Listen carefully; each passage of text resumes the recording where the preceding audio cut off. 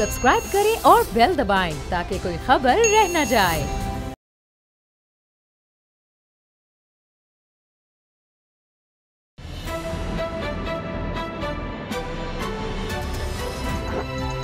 अब पता चला। अब पता चला में आज आप जान सकेंगे ईद के बाद क्या होगा मंजरनामा, लंदन रवानगी या जेल का परवाना, कहाँ है शहबाज शरीफ का नया ठिकाना, क्यों फिक्रमंद है चौधरी बिरादरान, सिंध का वफाक के पीछे चलने का ऐलान, हकीकत या सिर्फ सियासी बयान, जानेंगे सीनियर तज्जियाकार चौधरी गुलाम हुसैन से। बिस्मिल्लाहिर्रहमानिर्रहीम, अस्सलाम वालेकुम। मैं हूं मोहम्मद उसामा गाजी और आप देख रहे हैं अब पता चला। आज प्रोग्राम के आगाज़ से पहले एक अफसोसनाक खबर ये है कि असद खरल साहब जो हमारे साथी हैं, उनके वालिद मोहतरम आज इंतकाल कर गए। आप सबसे गुजारिश है कि उनको दुआ में याद रखें, अल्लाह ताला उनकी मग़फ़िरत फरमाए। और इसी वजह से आज असद खरल साहब प्रोग्राम में शिरकत नहीं कर सकेंगे। बहरहाल इस वक्त जो माहौल है मुल्क में, अगर हम उसकी बात करें तो कल लॉकडाउन में नरमी होने जा रही है। कौन कौन सा कारोबार खुलेगा, किस किस मार्केट को खोलने की इजाज़त होगी, सब नज़रें इस पर लगी हैं। मईशत का पहिया घूमना यकीनन खुशाइंद है, लेकिन एक और खुशाइंद बात सिंध विफाक तनाज़े के तनाजुर में देखी गई। आज वज़ीर आला सिंध मुराद अली शाह ने प्रेस कॉन्फ्रेंस करके विफाक के पीछे चलने का ऐलान किया है। अगर यही रवैया रहा तो कोरोना को दबाना आसान हो जाएगा, लेकिन दूसरी तरफ करप्शन करने वालों के लिए आसानी नहीं बल्कि मुश्किल दिनों की पेशगोइयां हैं। ईद के बाद बड़ी सियासी हलचल का शोर मचा है। कल शाहिद खाकान अब्बासी कह रहे थे कि अब हुकूमती खिलाड़ी भी नैब के कटहरे में खड़े नजर आएंगे। इशारा गालिबन आटा चीनी बहरान के हवाले से था, लेकिन कहा यह भी जा रहा है कि सब पकड़े जाएंगे क्योंकि बड़े बड़े खिलाड़ियों की गिरफ्तारी का वक्त आन पहुंचा है।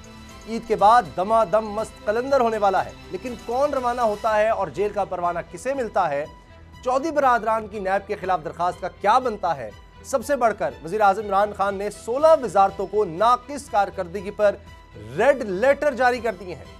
क्या किसी और की वजारत से छुट्टी होने वाली है?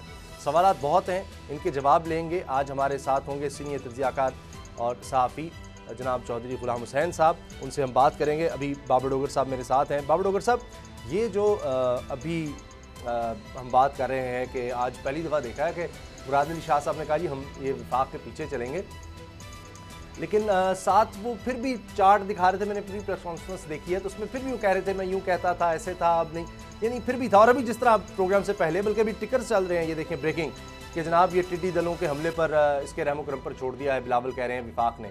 तो मुझे समझ नहीं आती फिर 18वीं तरमीम किस बीमारी की दवा है, जब उसके बावजूद सूबाओं को इख्तियार मिल गए थे, कह दिया, ऐलान कर दिया कि जाओ जी ये तो पाकिस्तान में ऐसा कभी नहीं हुआ, आज सूबे खुद मुख्तार हो गए हैं, अब ये जो सूबाइयत थी, एक दूसरे के खिलाफ बोलना था, ये ख़त्म हो जाएगा, अब सब बाख्तियार हैं, अब कारकर्दगी की जंग होगी। उसके बावजूद अगर यही बयान आने हैं तो फिर फ़ायदा।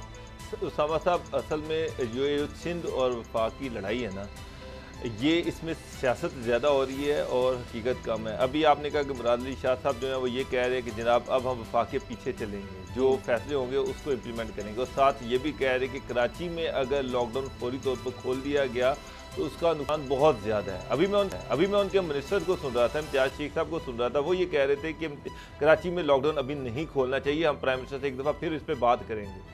तो अभी आप कह रहे हैं कि सीएम जो हैं वो ये कह रहे हैं कि हम वफाक के पीछे चलेंगे, साथ ही उनके जो मिनिस्टर हैं उन्होंने उससे मुतज़ाद बयान देने शुरू कर दिए हैं। तो हो यही रहा है कि इमरान खान साहब कोई बात करते हैं, उनकी फेडरल कैबिनेट के जो मिनिस्टर हैं वो कुछ और कहना शुरू कर देते हैं। इसी तरह से सिंध में सीएम कुछ कह रहे हैं और उनके जो मिनिस्टर्स हैं वो कुछ और कह रहे हैं। तो इसका मतलब ये है कि मुराद अली शाह साहब की कैबिनेट उनके कंट्रोल में नहीं है, किसी और के कंट्रोल में है जो उनको चला रहा है। इस तरह इमरान खान कहीं एक्सेस तो नहीं है कि खुद बात करके वहाँ जब राब्ता कमेटी में होता है तो वहाँ पर ये बात सवाल भी किए गए हैं तो कहते हैं वहाँ तो नहीं अच्छा लगता ना इख्तिलाफात करें, लेकिन बाद में आके डायरेक्शन दी जाती हो कि नहीं जनाब दबा के रखो, अब आके बयान दो। सर यही तो हो रहा है कि दबा के रखो, अफवाह को दबा के रखो। सिंध की तारीफ हो रही है, सिंध के लोग मीडिया तारीफें कर रहा है, सोशल मीडिया पे सिंध के इकदामात की तारीफ हो रही है, तो इसको कैश कराओ, वफाक को जो है दबा दो, इसको मेरा मतलब है। अच्छा। एक मिनट अहमद साहब, कराची में लॉकडाउन जो है वो उसमें सख्ती होनी चाहिए और सिंध के जो बाकी शहर हैं वहां पर लॉकडाउन नाम की चीज ही कोई नहीं है। तो ये क्या तजाद नहीं है गवर्नमेंट की पॉलिसी? हम फयाजुल हसन चौहान साहब से आखिर बात करें, उनका भी आज बयान आ गया कि हम विफाक से कहेंगे अगर वो मान गया तो हम बड़े शहरों में लॉकडाउन में नरमी नहीं करेंगे क्योंकि वहाँ केसेस बहुत ज्यादा आ रहे हैं। चौधरी गुलाम हुसैन साहब ने भी ज्वाइन किया है। चौधरी साहब बहुत शुक्रिया आपके वक्त का।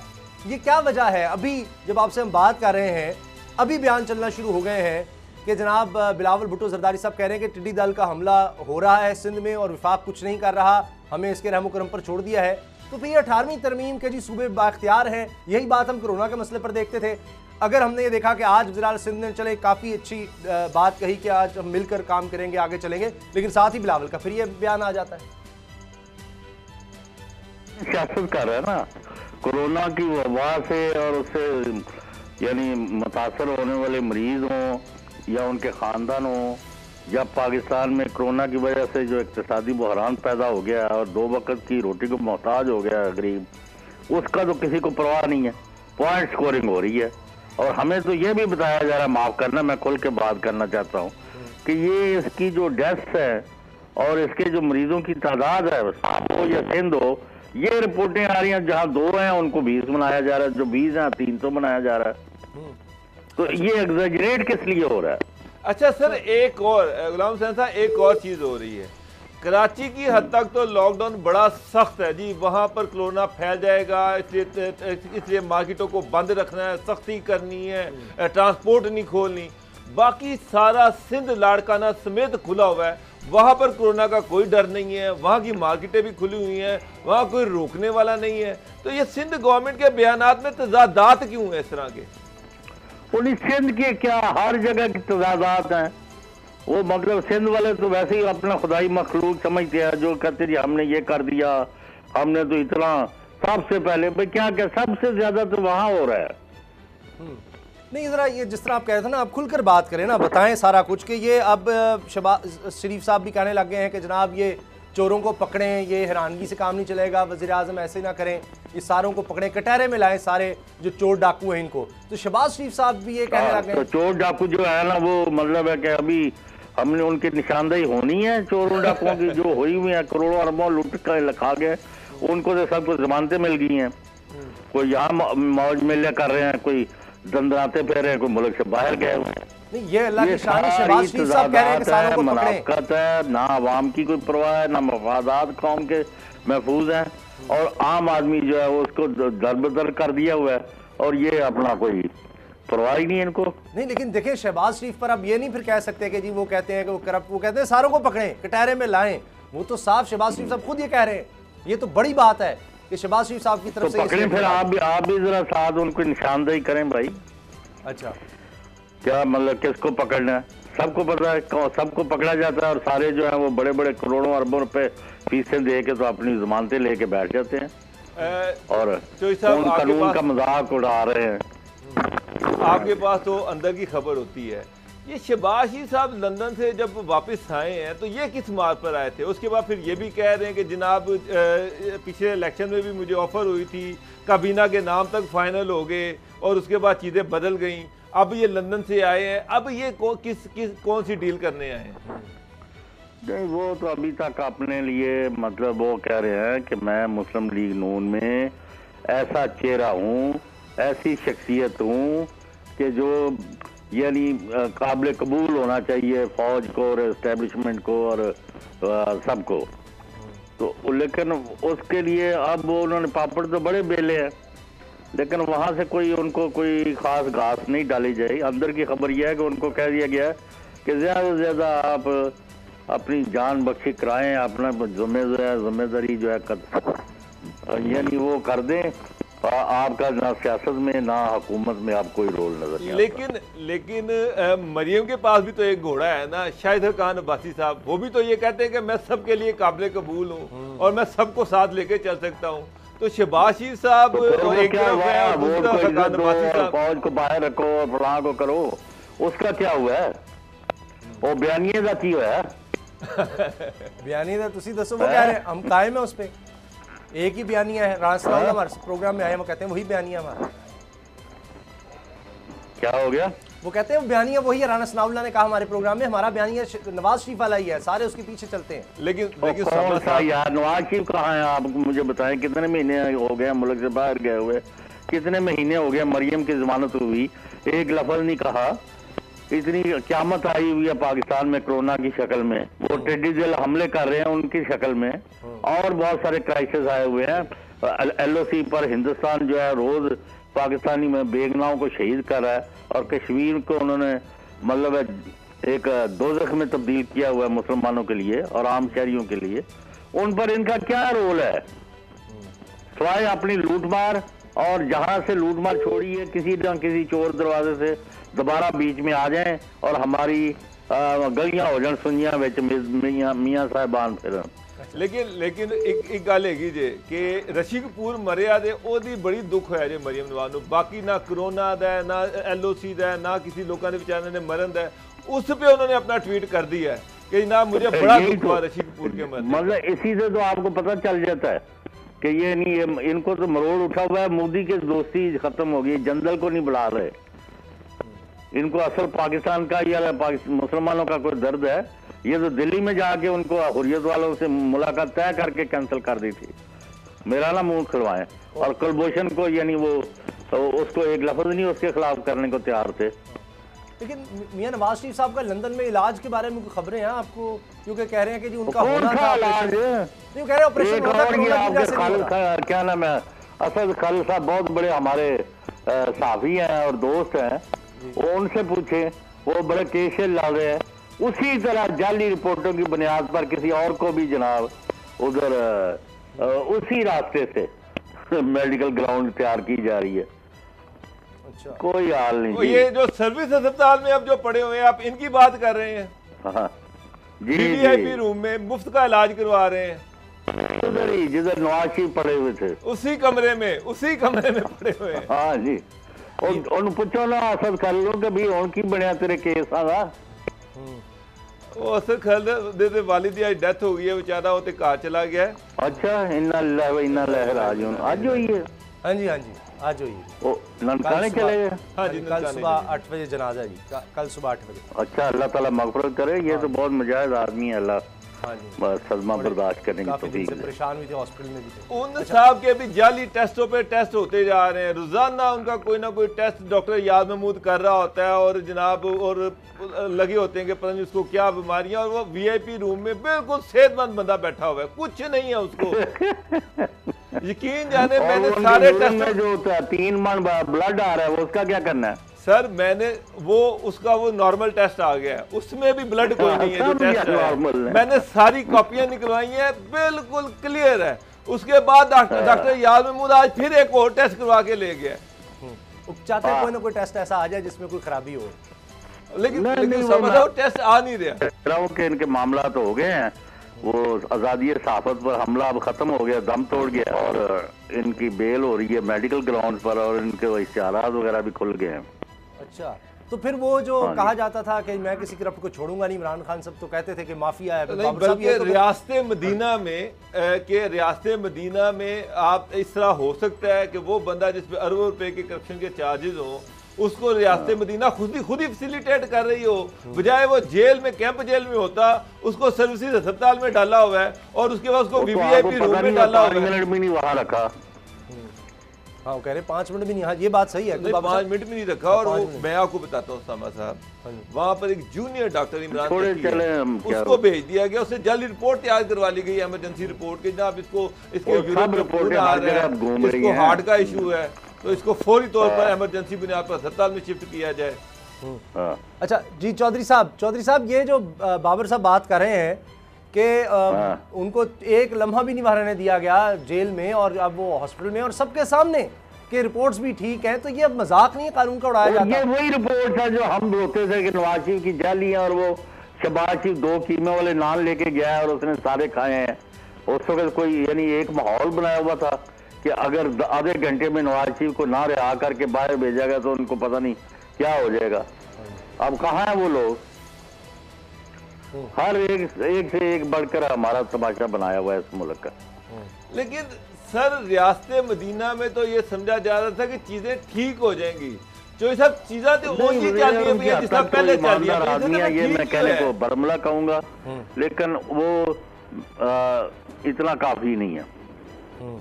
अच्छा चौधरी साहब दसो प्लेटलेट्स की रिपोर्ट इन्हों की भी आएगी, वो भी प्लेटलेट्स डिग जाएंगे इन्हों के स्टेट बैंक की मीर शकील साहब दी प्लेटलेट्स मान दी भी कोई प्लेटलेट रिपोर्ट भी आ जाएगी, कहते आज 200 रह गए या 5000 रह गए ने प्लेटलेट्स जी।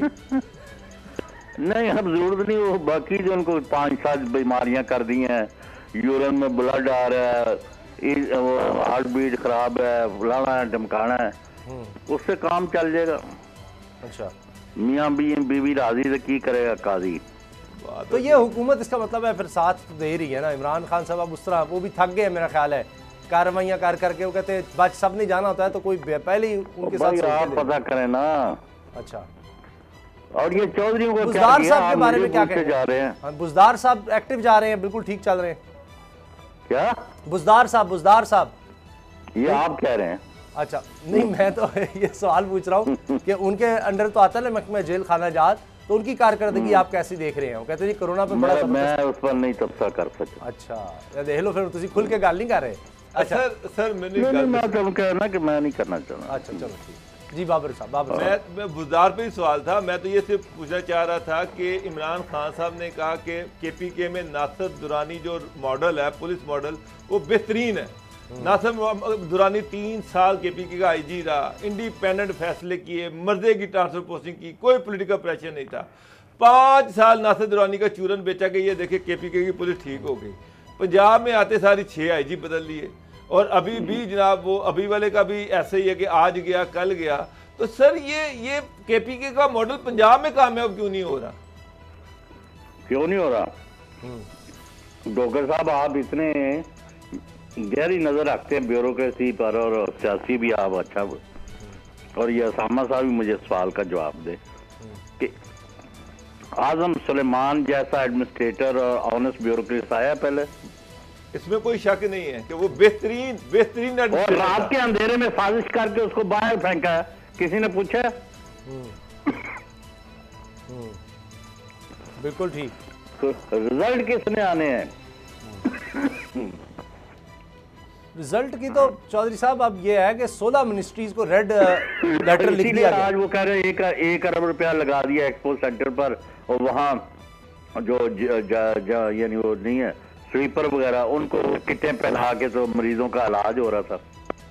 अब सुना है कि वो सिटी गवर्नमेंट को दे दिया। कोई हाल नहीं है भाईजान। अच्छा।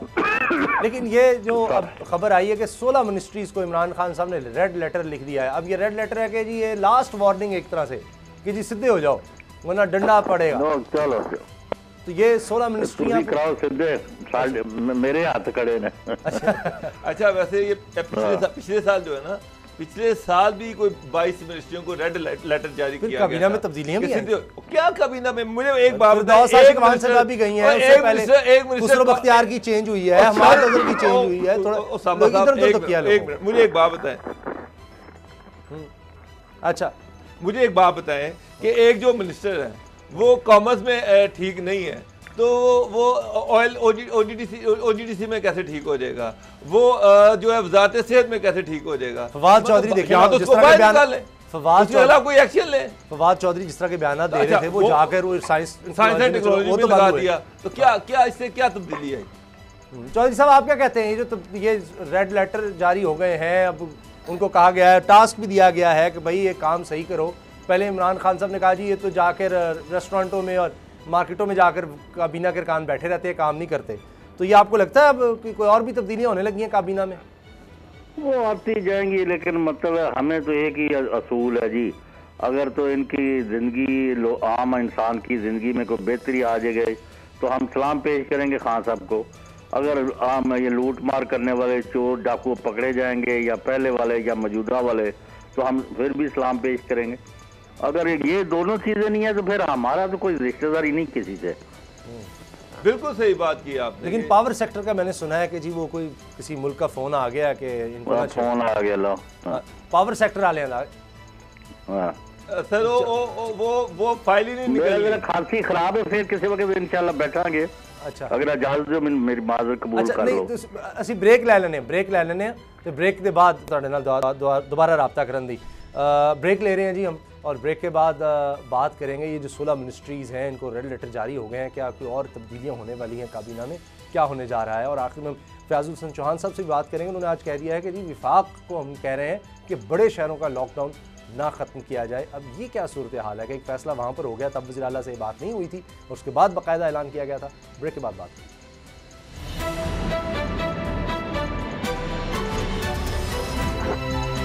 अब पता चला।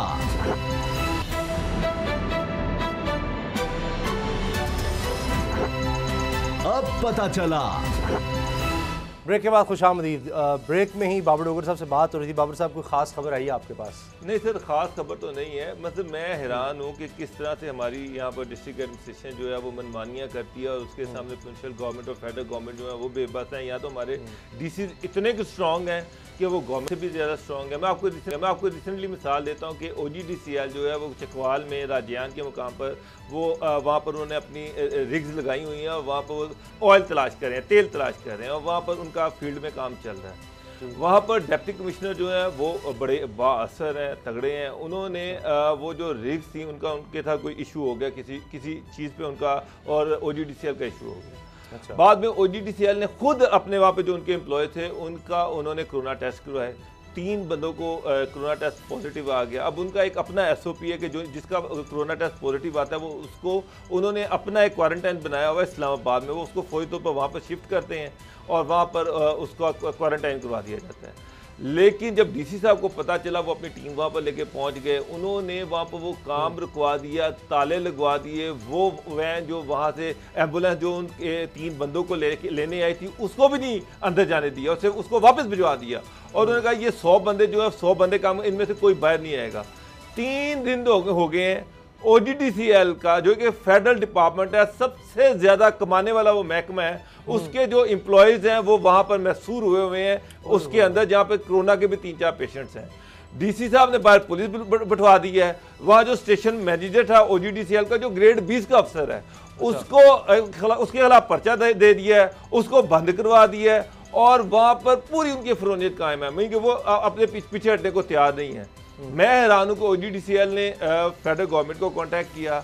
उन्होंने कहा कि जी हम चूँकि फेडरल गवर्नमेंट का महकमा है, हम DC इस्लामाबाद के अंडर हैं। हमने DC इस्लामाबाद को अपने पेशेंट्स की भी रिपोर्ट की, हमने सबके कोरोना टेस्ट भी किए। जो पॉजिटिव थे हम उनको क्वारंटाइन इस्लामाबाद में शिफ्ट करना चाह रहे हैं। लेकिन DC साहब जो है वो ये चाह रहे हैं कि उनका ऑर्डर माना जाएगा। मसला सिर्फ कुछ और है उसामा साहब, जो आप समझते हैं कि वो जहाँ से रिग्स निकलती हैं वहाँ पर तेल और पता नहीं, वो समझते हैं कि शायद हर चीज़ तेल ही तेल यहाँ से निकलना है और हर चीज़ तेल ही है, तो वो कुछ और चाह रहे हैं। तो प्रोविंशियल गवर्नमेंट भी इस DC के सामने बेबस है। अच्छा, इशूज ये हैं कि उसामा साहब, ये पहले मेजर आजम सुलेमान थे, उन्होंने कोशिश की कि पंजाब की एडमिनिस्ट्रेशन को बदला जाए। उनकी कोशिश थी कि ज़्यादातर ईमानदार किस्म के DCs लगाए जाएँ जो डिलीवर करें। जो इमरान खान साहब का विजन था, वो इंटीरियर मिनिस्ट्री में थे, 2 साल इमरान खान साहब के साथ रहे। उनको पता था कि उनको एक एजेंडे के तहत यहाँ पर बुलाया गया था कि एडमिनिस्ट्रेशन को बेहतर करना है। और इमरान खान से बड़ा कहा कि ये कभी नहीं हुआ, हमने ऐसे चुन के लोग लगा दिए, अब बड़ी ज़बरदस्त एडमिनिस्ट्रेशन होगी। वो पता चला चंद हफ्तों बाद वो बेचारों की भी छुट्टी हो।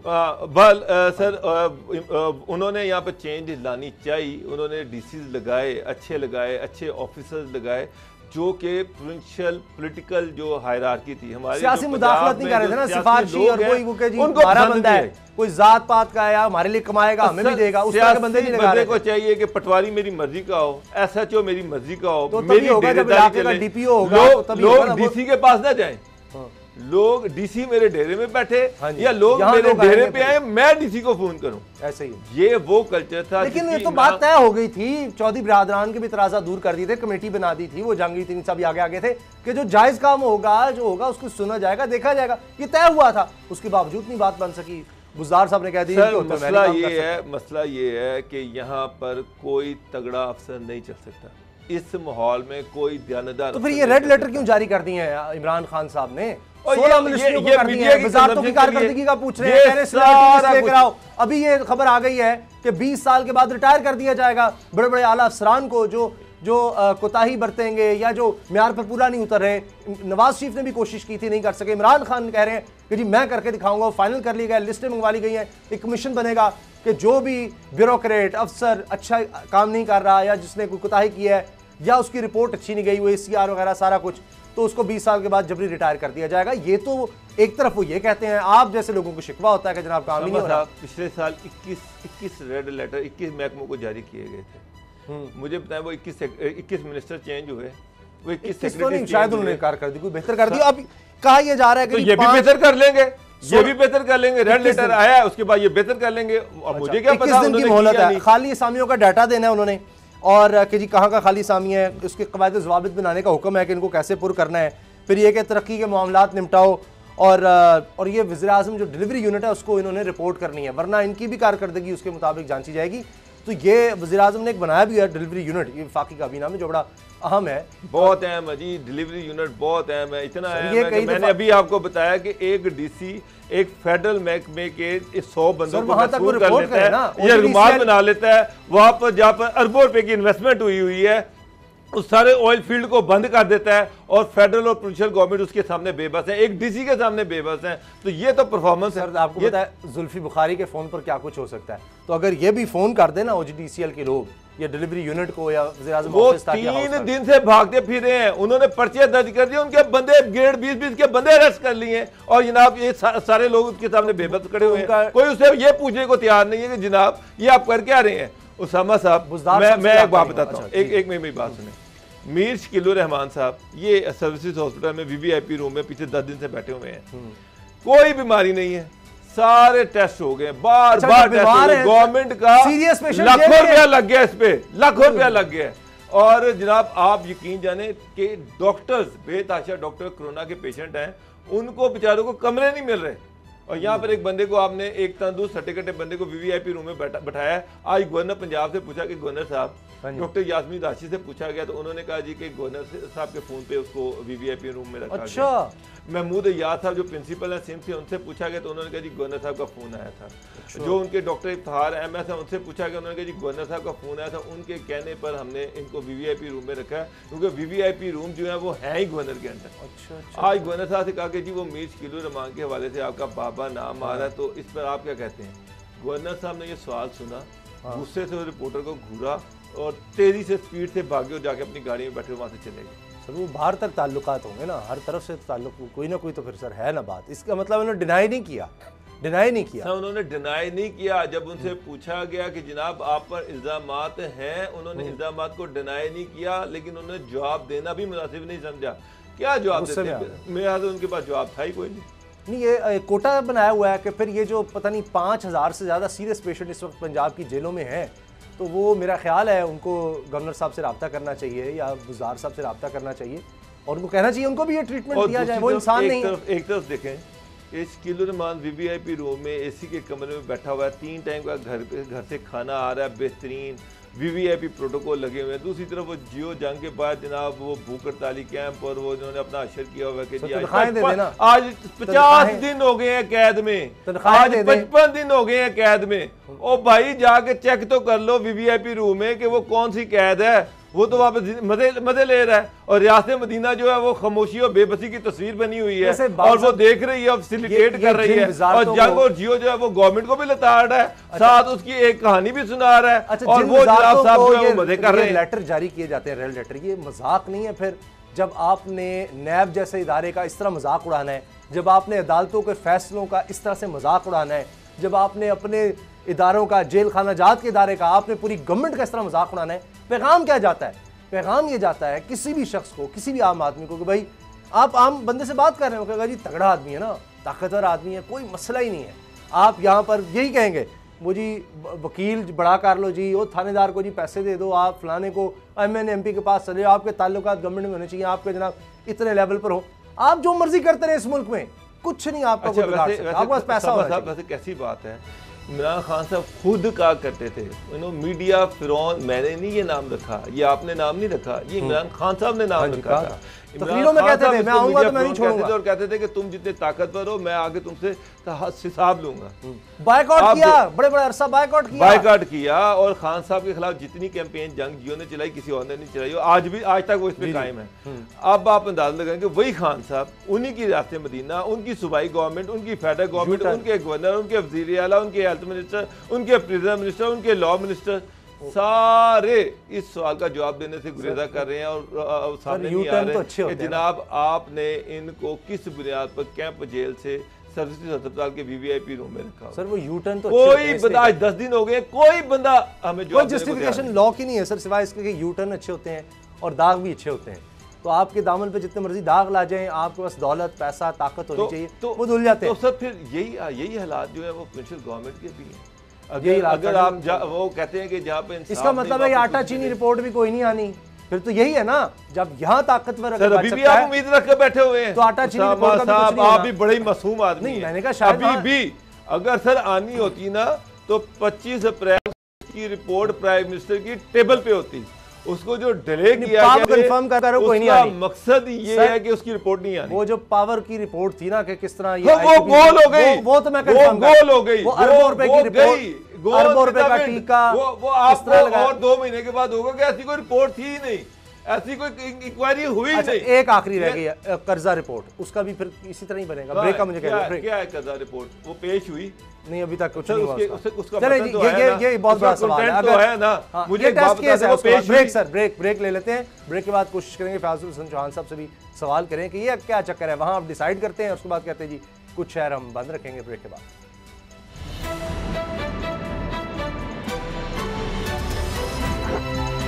अब पता चला।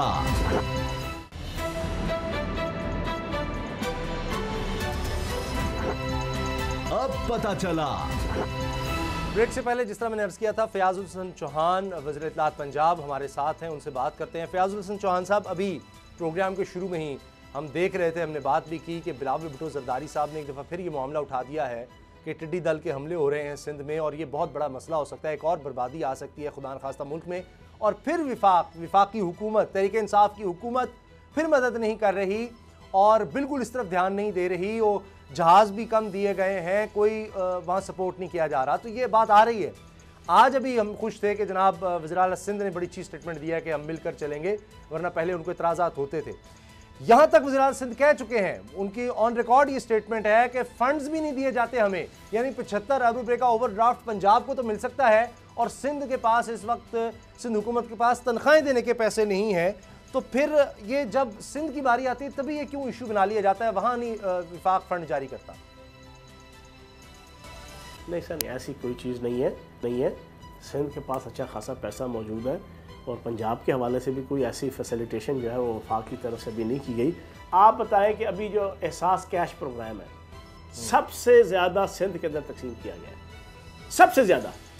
अगर इमरान खान साहब या पीटीआई की हुकूमत या वज़ीर आज़म साहब का कोई नेगेटिव एटीट्यूड होता, इंटेंशन होती, तो सिंध को जो है इस मामले में वो जो है वो इग्नोर करते ताकि सिंध के अंदर लोगों की नफरत सिंध हुकूमत के ख़िलाफ़ फैलती।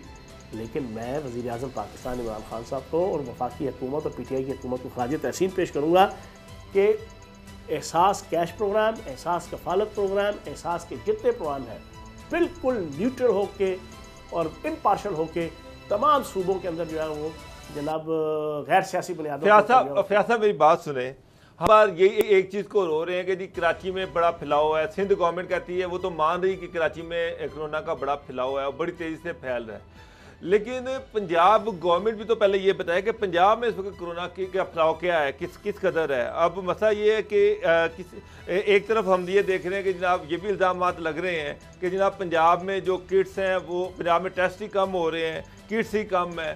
तो पंजाब में वाकई किट्स कम है या टेस्ट कम हो रहे हैं या किट्स ख़राब हैं?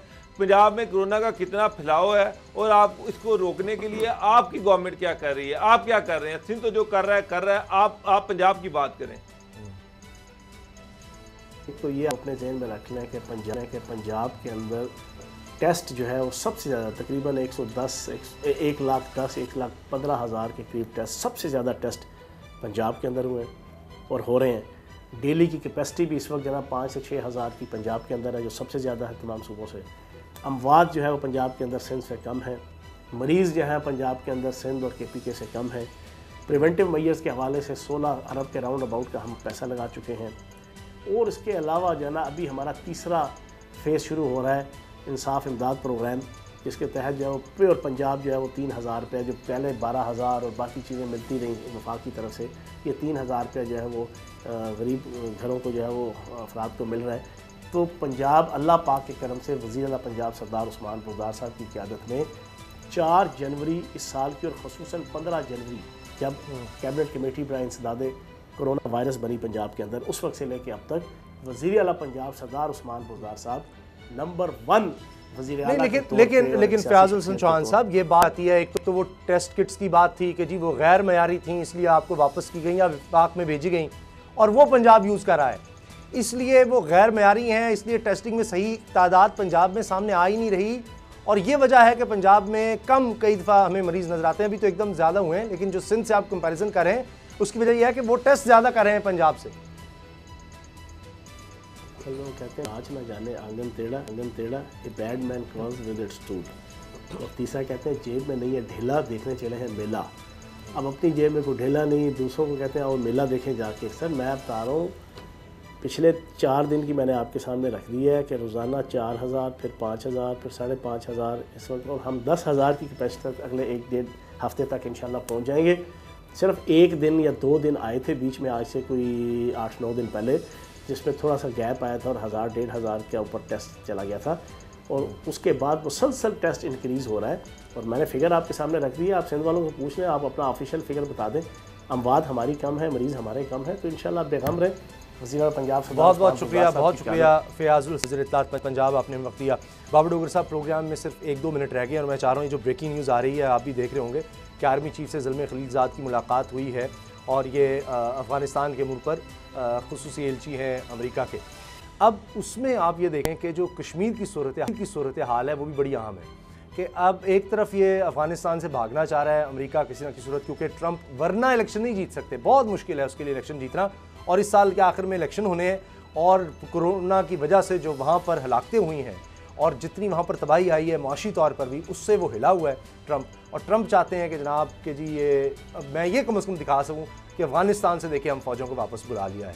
तो उसमें पाकिस्तान ज़ाहिर है कि हमारा भी फ़ायदा ये है कि अफ़गानिस्तान में अमन हो, उसके लिए तो हो रहा है। लेकिन वहाँ जो रिपोर्ट आई अमेरिका की तारीख़ में ऐसी रिपोर्ट नहीं थी कि जिसमें कहा गया कि जनाब ये मजहबी आज़ादी के हवाले से ख़तरनाक तरीन मुल्क है भारत। अब उससे आगे भी आना चाहिए मामला, उसके बाद अब सैंक्शंस की तरफ आ सकता है मामला। क्या ये अमेरिकी इस्टेब्लिशमेंट सैंक्शंस लगाएगी मोदी पर? देखें, एक चीज़ आपको मैं बता दूं कि अफ़गानिस्तान से अमेरिकी फ़ौजें जो हैं वो उस वक़्त तक उनका इंखिलाफ पॉसिबल नहीं है जब तक पाकिस्तान पूरे तरीके से कोऑपरेट नहीं करता। पाकिस्तान की मदद के बगैर, पाकिस्तान की कोऑपरेशन के बगैर अफ़गानिस्तान से अमेरिकी फ़ौजें नहीं जा सकती।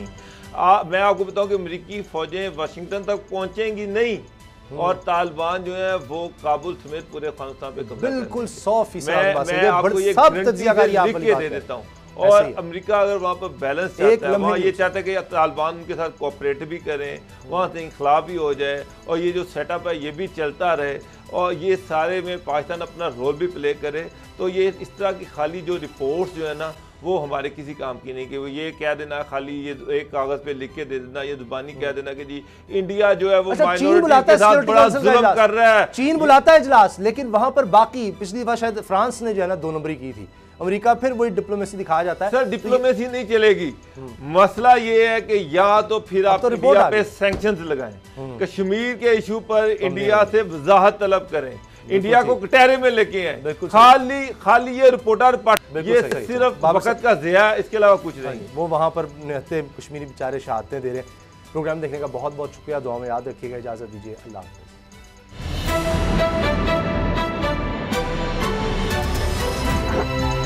अब पता चला। सब्सक्राइब करें और बेल दबाएं ताकि कोई खबर रह न जाए।